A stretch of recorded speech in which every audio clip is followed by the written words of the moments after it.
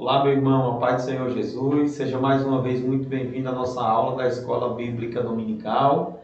Nesta oportunidade, nós estaremos estudando a lição de número 11. Você, como sempre, o nosso convidado está conosco assistindo essa aula e aprendendo da Palavra de Deus. Aqui comigo, neste momento, está o evangelista Fernando. Pai do Senhor, evangelista Fernando. Pai do Senhor, evangelista Elias, Pai do Senhor, a todos os nossos amados, possamos nos enriquecer muito com essa instrução, essa lição, como já vimos durante o trimestre, graças a Deus. Os exemplos de Paulo têm contribuído muito para a nossa fé e para a nossa prática. Possamos aprender e praticar. Exato. Nós temos nessa semana uma aula muito boa, dando sequência ao nosso trimestre da Escola Bíblica Dominical. Já estamos mais perto do fim, E o tema da aula dessa semana é o zelo do apóstolo Paulo pela sã doutrina. Então nós vamos estar vendo, dentre outros temas aqui, nós vamos estar acompanhando acerca da ameaça da corrupção na doutrina. Vamos estar estudando aqui também quem é que é o guardião da sã doutrina. Nós vamos estar aprendendo nessa aula da Escola Bíblica Dominical. Então esse zelo do apóstolo Paulo pela sã doutrina vai ser muito importante para nós estaremos acompanhando durante toda essa aula. Eu quero, antes de iniciar a aula, se você já é inscrito no canal da IAD Glória, quero lhe pedir para que você possa compartilhar, tá bom? Esta lição da Escola Bíblica Dominical. Se você ainda não é inscrito, está aqui pela primeira vez, quero pedir para você se inscrever no nosso canal. Toda terça-feira sai vídeo novo da Escola Bíblica Dominical, da aula da Escola Dominical, e você vai poder aproveitar esse conteúdo maravilhoso e aprender com a Palavra de Deus. Então vamos ao tema da nossa lição, o zelo do apóstolo Paulo pela sã doutrina. O textuário da lição está em 1 Timóteo, capítulo 4, versículo número 16, que diz assim a Palavra de Deus: Tem cuidado de ti mesmo e da doutrina, persevera nestas coisas, porque fazendo isto te salvarás tanto a ti mesmo como aos que te ouvem. 1 Timóteo capítulo 4, versículo 16. Verdade e prática da lição. A Igreja de Cristo é a única instituição divina na Terra que preserva e defende a sã doutrina diante dos enganos e males das heresias. Leitura bíblica em classe está em 1 Timóteo 6, versículo 3 ao 6 e também o versículo 11, e 2 Timóteo capítulo 3, versículo 14 ao 17. Gostaria de pedir aqui ao evangelista Fernando para nos trazer essa leitura da Palavra de Deus. Amém. E complementando aqui relacionado ao tema, coincidentemente o dia da Bíblia, dia 12 de dezembro estará assim comemorado o dia da Bíblia. Então encaixou direitinho com o tema sobre a sã doutrina. 1 Timóteo 6: Se alguém ensina alguma outra doutrina e se não conforma com as sãs palavras de nosso Senhor Jesus Cristo e com a doutrina que é segundo a piedade, é soberbo e nada sabe, mas delira acerca de questões e contendas de palavras, das quais nascem invejas, copias, blasfêmias, ruins suspeitas, contendas de homens corruptos de entendimentos e privados da verdade, cuidando que a piedade seja a causa de ganho. Aparta-te dos tais. Mas é grande o ganho a piedade com contentamento. Mas tu, homem de Deus, foge dessas coisas e segue a justiça, a piedade, a fé, o amor, a paciência, a mansidão. 2 Timóteo 3: Tu, porém, permanece naquilo que aprendeste, de que foste inteirado, sabendo de que o tens aprendido, e que desde a tua meninice sabes a sagrada lei, que pode fazer-te sábio para a salvação pela fé que há em Cristo Jesus. Toda escritura divinamente inspirada é proveitosa para ensinar, para redarguir, para corrigir, para instruir em justiça, para que o homem de Deus seja perfeito e perfeitamente instruído para toda boa obra. Muito obrigado, evangelista Fernando. Nós temos 3 objetivos ao finalizar essa lição. O primeiro é conceituar e correlacionar a ortodoxia e heterodoxia. Vamos entender esses 2 termos, o que cada um significa e o efeito prático deles nas nossas vidas. Em segundo lugar, advertir a respeito da ameaça da corrupção doutrinária. Existe uma ameaça e nós vamos entender a respeito dessa ameaça. Em terceiro, apresentar a igreja como a guardiã da sã doutrina. Quem que é responsável por guardar, preservar a sã doutrina? já tem uma resposta prévia aqui, é a igreja do Senhor. E eu quero iniciar essa aula com uma afirmação em relação à palavra de Deus, que é o que nós vamos estar tratando aqui, né? E é uma afirmação que ela converge com a declaração de fé das Assembleias de Deus acerca da palavra de Deus. O que a palavra de Deus é para nós que cremos? O que a Assembleia de Deus acredita que a palavra de Deus é? Primeiro, nós cremos em relação à palavra de Deus na sua inerrância, ou seja, não existe erro na palavra de Deus, na sua infalibilidade, ou seja, a palavra de Deus ela não é passiva de ser falha ou de falha alguma, tá? Também na suficiência para toda a regra de fé e prática, ou seja, a Bíblia, a palavra de Deus, ela é suficiente para ser o manual de regra de fé e de prática de todo cristão convertido ao Senhor. Para nós, zelar pela sã doutrina que se encontra nas Escrituras é inegociável. Então, essa declaração aqui é uma declaração do comentarista da lição, na interação com o professor, mas ela obviamente converge, né, com o cremos da Assembleia de Deus, com a declaração de fé das Assembleias de Deus no Brasil e no mundo. Obviamente, nós temos respaldo bíblico para isso, já que a Bíblia é a nossa regra, o nosso manual de fé e também de prática. E para introduzir esta lição, nós temos algumas perguntas postas pelo comentarista. Primeiro, qual é o fim do mandamento? Por que nós devemos zelar pela sã doutrina, que é a palavra de Deus? Qual é o ponto de equilíbrio da sã doutrina? E nós encontramos a partir de que ponto ela é sã e a partir de que ponto ela passa a ser uma doutrina prejudicial. Nós vamos estar vendo aqui os limites, né, que nós definimos entre sã doutrina e, de repente, uma doutrina prejudicial à Igreja do Senhor. Então, o assunto que nós estudaremos nessa lição responderá a essas questões que se mostram importantes para a nossa caminhada na vida cristã. Ponto central dessa lição: é preciso zelar pela sã doutrina. Coisa muito importante que a gente precisa aprender já de bate-pronto aqui, né? É que é uma vigilância, eu não vou dizer eterna, porque na eternidade nós não vamos ter necessidade disso, né? Mas é uma vigilância frequente que nós temos que ter em relação a guardar a sã doutrina, a palavra de Deus, a zelar pela palavra de Deus e pelos mandamentos do Senhor, uma vez que a todo momento a palavra de Deus vem sendo atacada, alvo de ataques muito grandes. Eu queria que o senhor introduzisse esse primeiro tópico e também trouxesse aqui uma introdução um pouco mais geral. Também, interagindo aqui, extraímos aqui honrar a Bíblia, né? Temos que buscar honrar a Bíblia, ter coragem de afirmar e reafirmar as gloriosas e antigas doutrinas da Sagrada Escritura. Você falou, a palavra de Deus ela é alvo, né, de constantes ataques, e muitas das vezes quando nós somos, alguém tenta limitar, né, ou até mesmo impedir que façamos, né, alguma exposição sobre aquilo que eles dizem que é a nossa opinião, mas não é nossa opinião, são princípios e valores bíblicos. Nós defendemos a palavra, como diz aqui, honramos a Bíblia. E quando nós expressamos dessa forma, né, tentando combater algum ataque, acabamos sendo taxados, né, fundamentalistas, preconceituosos, né, homofóbicos. E a gente vê que hoje a Bíblia ela tem sofrido ataque nessas vertentes, né, relacionadas à família, em relação, né, ao comportamento humano que nunca deixou de ser pecado, continua sendo pecado, mas as pessoas, como vivem numa sociedade líquida, né, cada dia as coisas vão ficando permitidas, mas a Bíblia não muda. Então nós devemos zelar por ela e continuar defendendo, ainda que sejamos, né, censurados. Aqui vai falar sobre dois termos: ortodoxia versus heterodoxia. Dois termos técnicos importantes: ortodoxia e heterodoxia. São dois termos técnicos necessários à teologia para compreender a distinção entre o ensino correto e desvios quanto à sã doutrina, ou quanto à doutrina bíblica.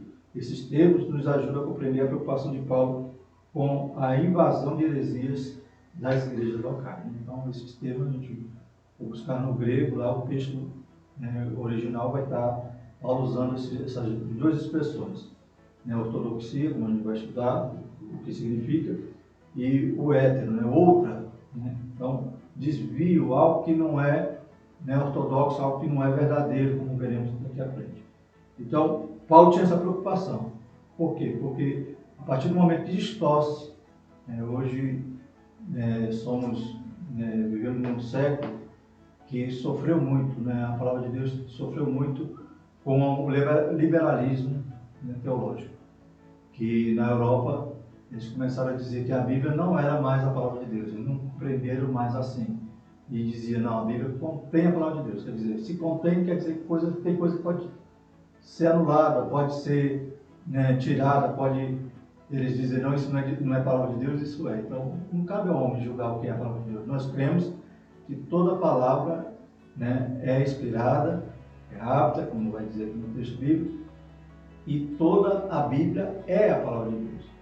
Então, quando nós honramos, quando nós defendemos ela, quando nós somos ortodoxos, então nós podemos viver um cristianismo genuíno, e viver uma fé não fingida, como veremos aqui. E é aqueles que distorcem e querem fugir da verdade da Bíblia e distorcer para ir ao encontro do seu próprio interesse, da sua própria forma de viver em pecado, acaba vivendo uma fé fingida, não uma fé não fingida, como Paulo advertia ali a Timóteo. Ou verdadeira, né? A gente tem esses dois conceitos bem definidos, então vamos deixar aqui bem claro que, na verdade, isso aqui é o resumo desse tópico, desse primeiro tópico aqui. Ortodoxia. Orto significa o que é direito, é um prefixo que significa aquilo que é reto, aquilo que é certo. Então, a definição técnica da palavra ortodoxia é em absoluta conformidade com o princípio ou doutrina. Então, uma igreja ortodoxa é uma igreja que está em absoluta conformidade com a doutrina bíblica, com a palavra de Deus. Ao contrário disso, obviamente, hétero significa diverso. Então, quando nós tratamos da heterodoxia, remete a um conjunto de opiniões diferentes, Oposição aos padrões, normas ou dogmas estabelecidos. Se a ortodoxia tem um só parecer, a heterodoxia implica várias opiniões acerca de um mesmo objeto. É o que o evangelista Fernando falou aqui agora há pouco. Nós compreendemos a Bíblia em sua completude, do Gênesis até o Apocalipse. Cremos nela como nossa única regra de fé e prática. Isso aqui é ortodoxia. Isso. Heterodoxia é o que fizeram, alguns teólogos, inclusive na Europa, citado aqui pelo evangelista Fernando, que começaram a dividir o que se crê dentro das Escrituras. A fatiar as Escrituras. Obviamente, quando um começa a fatiar os princípios da palavra de Deus, ele jamais vai acolher princípios que ofenda o seu desejo, a sua vontade. E é um risco muito grande que nós corremos quando não entendemos a palavra como um todo. E não se engane, não precisa ser teólogo para fazer isso, não.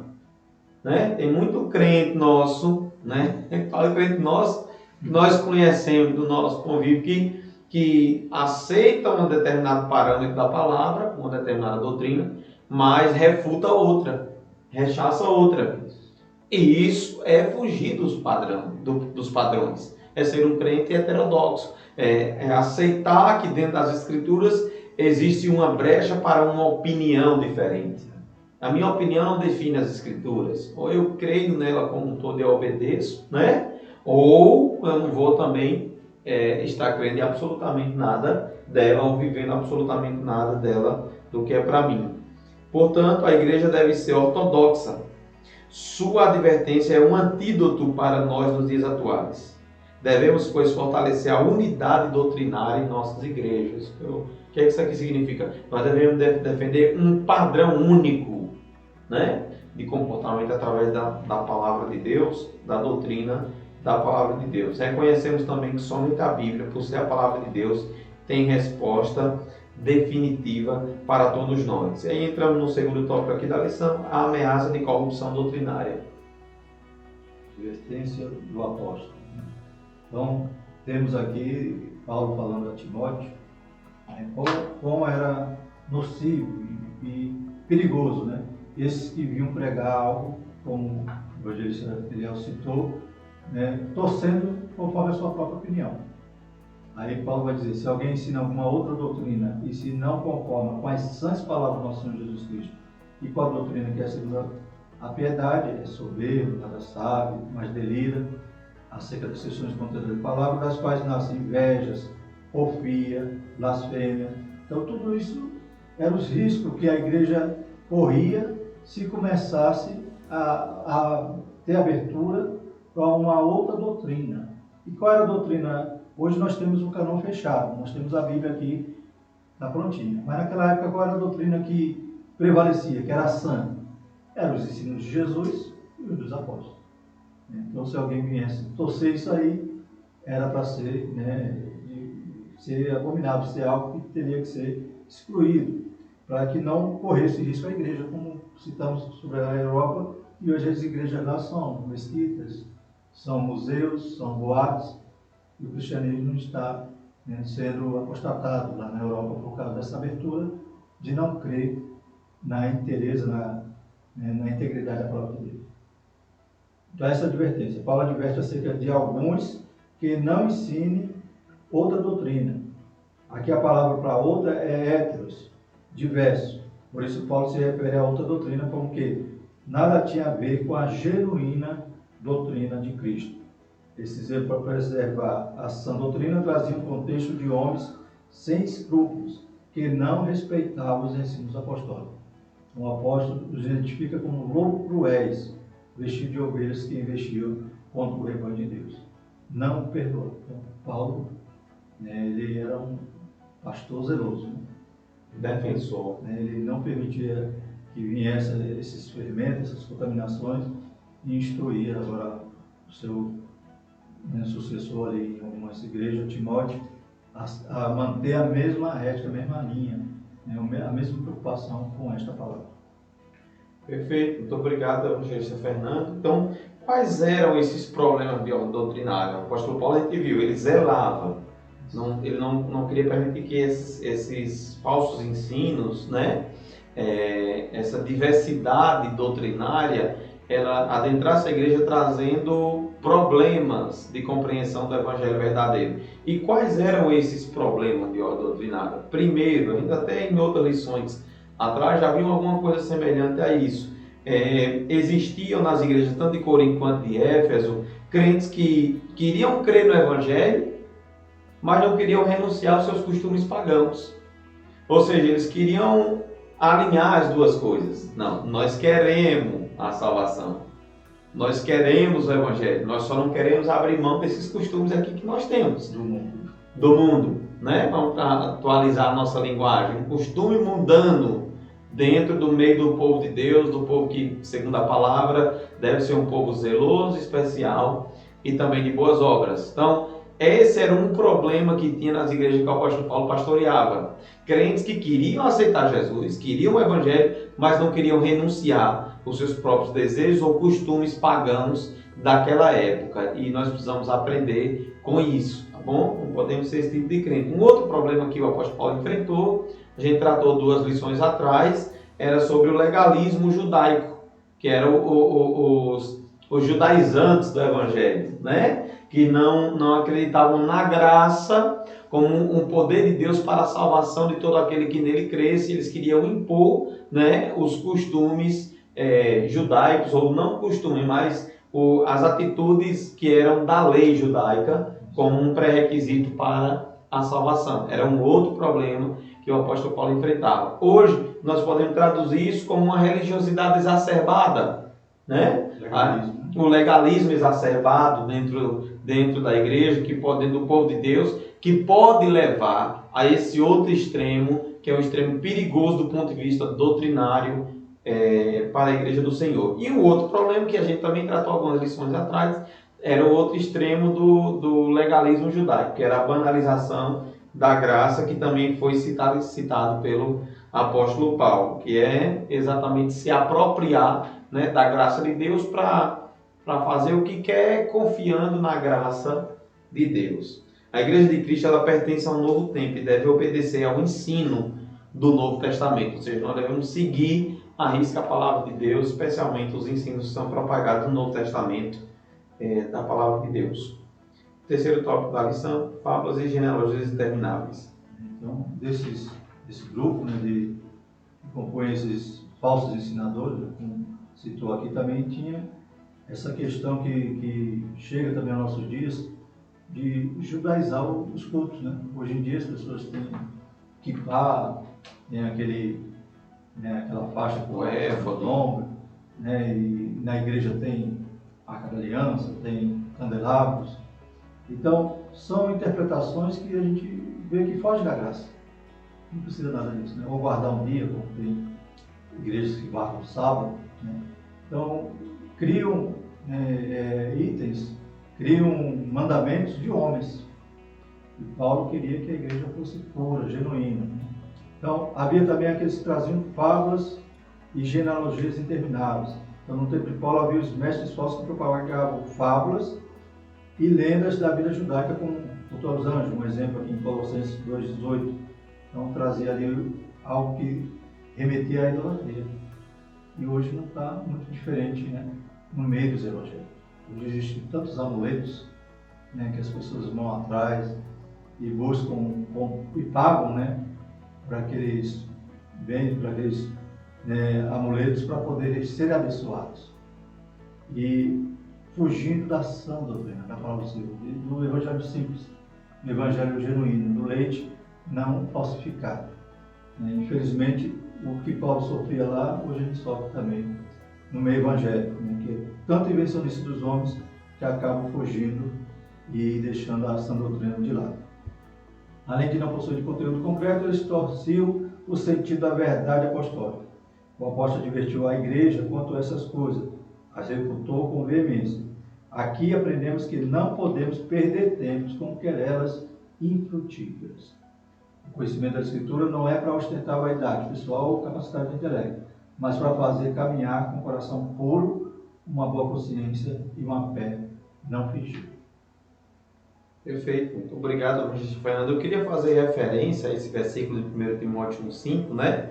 Que é ter um coração puro, uma boa consciência e uma fé não fingida. Isso aqui são 3 doutrinas bíblicas muito importantes para nós. Coração puro, todo falso mestre, ele tem um coração corrompido. Todo falso mestre tem um coração corrompido. Uma consciência boa, que é uma característica de um mestre que anda na presença de Deus, e todo falso mestre tem uma consciência também corrompida. E uma fé não fingida. E todo falso mestre também tem uma fé fingida, uma fé que não reflete a verdade do Evangelho. Então nós possamos tomar esse cuidado, porque nós estamos cheios de muita gente vaidosa intelectualmente. Muita gente vaidosa intelectualmente, que ensina querendo arrebanhar pessoas, arrebatar o sentido e o entendimento de pessoas para satisfazer o seu próprio ego, criar o seu próprio reino à margem do reino de Deus. E as Escrituras condenam isso, e nós, enquanto servos, conhecedores da palavra, podemos dizer discípulos de Jesus e também do apóstolo Paulo, né, nos seus ensinamentos, devemos ser zelosos pela doutrina da palavra de Deus. E jamais ser covarde nisso. Jamais ser covarde nisso. Honrar a Bíblia. Né? Honrar a palavra de Deus, né? Porque na hora que a gente vê alguém fazendo isso, é dever nosso corrigir. É dever nosso corrigir. Porque nós somos parte, nós vamos ver lá no terceiro tópico, já estamos começando na verdade, né? Nós somos parte da responsabilidade, somos os responsáveis por guardar a sã doutrina. Tornar a palavra de Deus guardada. Nós somos os responsáveis por aqueles que defendem as Escrituras Sagradas. Então nós vamos ver agora aqui o terceiro tópico da lição. A igreja como guardiã da sã doutrina. A igreja ela é a coluna e firmeza da verdade. Em Timóteo, o apóstolo declarou que a igreja sustenta a verdade. 1 Timóteo 3,15. Por conseguinte, diante das falsas crenças, a igreja é a coluna e firmeza da sã doutrina. Ela é a demonstração viva e santa da verdade revelada nas Escrituras. Você já imaginou se a igreja perde esse posto? Deixa de ser esse posto? Que até a gente disse aqui em lições passadas que a nossa vida, né, ela serve de parâmetro para o mundo que não conhece a Cristo. E a igreja, enquanto comunidade guardiã da palavra de Deus, enquanto uma comunidade que vive a palavra de Deus, ela também é esse espelho para o mundo. Já pensou se a igreja que precisa defender a palavra de Deus passa a maltratar a palavra de Deus ou desfazer da própria palavra de Deus, da própria palavra que é pregada pela igreja? Nós vamos estar em uma contradição e não vamos conseguir representar o reino de Deus aqui na terra. E qual é o objetivo desse zelo pela sã doutrina? Existe um objetivo. O objetivo seria, qual seria, né, esse objetivo? Preservar o amor de um coração puro e de uma fé não fingida. Como citou, né, o evangelista, aqueles falsos ensinadores, falsos mestres, que buscam, né, os seus próprios interesses, eles, é claro, que vão estar, né, sendo falsos, sendo fingidos, tendo a má consciência e o coração impuro. Paulo advertiu isso a Timóteo também, dizendo assim: contendo de homens corruptos de entendimento privado da verdade, cuidando que a piedade seja causa de ganho. Aparta-te dos tais. Então eles têm um objetivo. Eles têm um objetivo de ganhar. Não sei se naquela época era financeiro, né? Mas havia o poder, né? Havia fama, havia, né, o prestígio ali no meio dos irmãos, né? Como até nos dias de Atos, né? A gente via ali Ananias e Safira. Eles também quiseram enganar para buscar prestígio, uma posição no reino de Deus. Então, fazem isso buscando algum ganho. E hoje a gente sabe que o ganho é o vil metal, né? A razão, né, de todos os males, o amor ao dinheiro. Eu acho interessante que o apóstolo Paulo ele disse que é bom a piedade, é grande ganho a piedade, mas com contentamento. Se contente ao que você tem, ao que você é, e exerça a piedade, exerça o ministério, mas não se ensoberbeça. Exato. Então esse é o objetivo, né? De viver uma vida santa, uma fé não fingida. A finalidade da defesa da doutrina é o amor como prática sincera da fé em Cristo. O falso ensino, os falsos mestres geram contenda, dissensões, gangrenos na comunhão. Logo, não há cristianismo ortodoxo sem prática do amor, de um coração puro e de uma fé não fingida. Então, vai gerar briga, vai gerar dissensão, vai gerar divisão, né? Então, isso não faz parte do que Paulo ensinou, que Paulo viveu, né? Desse exemplo que a gente está aprendendo através dessa lição. Acho interessante, Fernando, uma coisa importante a gente ressaltar é que todo estudo bíblico, todo conteúdo ou doutrina bíblica, mais interessante que seja, né? Não é finalidade de nenhum deles, gerar contenda, gerar essa disputa de vaidade intelectual, de quem sabe mais, quem sabe menos, que isso, que aquilo. Não é essa a finalidade da sã doutrina. Não é essa a finalidade da palavra de Deus. A finalidade da palavra de Deus é gerar edificação e não contenda, que por consequência provoca destruição, separação, problemas no meio do povo de Deus. Então, todo momento que chegar até esse ponto, né, esse é um ponto de cisão. Você, a partir dali, já não considere mais que você está discutindo algo saudável. Paulo diz, né? Aparta-te dos tais. Exato. Paulo não disse, bata nele. Exato. Paulo disse, aparta-te. Né? E uma coisa muito importante que nós vamos estar vendo agora no próximo tópico, que é a primazia do amor. Essa primazia do amor é você valorizar essa defesa com amor, com respeito, não, em hipótese nenhuma você desmerecer, né, aquele que porventura possa estar trazendo um falso ensinamento, né? Que o comentarista ele diz assim, olha, na Epístola Paulina o combate nunca é contra pessoas, mas é contra ideias que elas representam. Exato. É contra as ideias. A gente nunca, meu problema nunca é contra a pessoa, meu problema é contra as ideias. E hoje essa personificação tem gerado muitos problemas, muitas discussões. E isso não é bom. É por isso, inclusive, que muitos enxergam, né, quando são atacados, ofendidos do ponto de vista pessoal, enxergam os cristãos como fundamentalistas e tudo mais. Né? Nós temos essa concepção. Então, toda defesa do Evangelho ela tem que ser feita com a primazia do amor.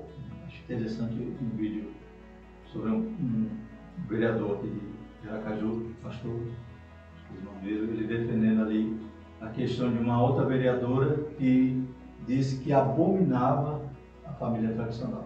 E ele fez uma defesa tão interessante, né?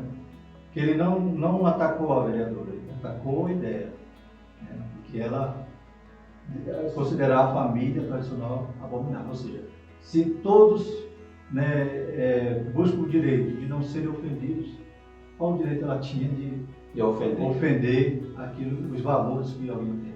Né? Então, que nós temos. Ele fez realmente, eu acho que ele se enquadrou aqui, eu li uma lição antes, fez essa defesa. Está bem preparado, né? No amor não há lugar para imparcialidade, pois se cultiva uma boa consciência. Nem lugar para simulação, fingimento, hipocrisia, pois se cultiva uma fé não fingida. Eu acho muito interessante isso aqui. Todo aquele que age baseado no amor, evangelista Fernando, ele tem transparência, ele é imparcial. É todo aquele que age com base no verdadeiro amor. Não estamos falando aqui de amor falso, fingido, não. Mas no verdadeiro amor ele age com imparcialidade, ele age com transparência, não existe simulação. É temperado, né? Ele é temperado. Então tudo é colocado no seu devido momento, em sua devida ordem e dá tudo certo. Viu? Eu queria, evangelista Fernando, pedir aqui que o senhor fizesse a parte de conclusão dessa lição. Nós estamos chegando no final dela, né? Isso. Então, louvamos a Deus, né, por tudo aquilo que pudemos discorrer aqui nesse tema e percebemos que o alerta de Paulo é atual. Né? Devemos estar realmente defendendo a sã doutrina. E na conclusão, inclusive, diz o seguinte: precisamos ser dedicados estudantes das Sagradas Escrituras. Como é que eu vou defender se eu não tiver a base, se eu não conhecer a palavra? Então, a fim de que zelemos pela sã doutrina, levemos em conta que a finalidade dela é o amor para, em Cristo, vivermos com um coração puro e uma fé não fingida. Então, considerando que nesse domingo que os irmãos estarão ministrando a aula ou, né, fazendo parte de uma escola dominical, comemora-se o dia da Bíblia, né? Então, exalte, né, essa posição que esse livro que nos chegou às mãos, né, essa carta que Deus nos endereçou, né? É tão importante e tão necessário honrarmos, preservar, estudarmos e zelar pela palavra da doutrina. Perfeito. Evangelista Fernando, quero agradecer ao senhor as últimas 3 lições que está aqui conosco, né? Não é uma tarefa muito fácil, não, mas muito obrigado, tá? Só faltam 2 lições agora para nós encerrarmos esse trimestre, está muito pertinho e nós já temos o tema do próximo trimestre, que na próxima semana nós vamos estar revelando para você. Não dá para segurar muito, não. Nós vamos estar tratando especificamente sobre o que nós tratamos nessa lição. O próximo trimestre vai tratar da palavra de Deus, das Escrituras, né? Então nós vamos ter a oportunidade de aprender um pouco mais sobre essa preciosidade que o Senhor Ele concedeu à sua igreja, que é a sua palavra, que é a profecia revelada, né? Por enquanto, nós vamos ter que terminar esse trimestre. Daqui a 2 lições nós vamos estar falando na próxima semana, que eu já quero convidar você, a partir da próxima terça-feira. Já vamos estar falando sobre a coragem do apóstolo Paulo diante da morte, combater o bom combate, acabar a carreira, guardar a fé. Desde agora ninguém me incomoda mais, né? E depois vamos tratar sobre a gloriosa esperança do apóstolo. Então são 2 lições maravilhosas que nós vamos estar vendo aí a partir da próxima semana, tá bom? Quero lhe agradecer, quero agradecer aqui a irmã Vera, que esteve conosco, também o nosso irmão Valber, que sempre estão conosco aqui nesse projeto da lição da Escola Bíblica Dominical, e agradecer a você por estar conosco aqui. Deus te abençoe e na próxima nós teremos mais. Amém.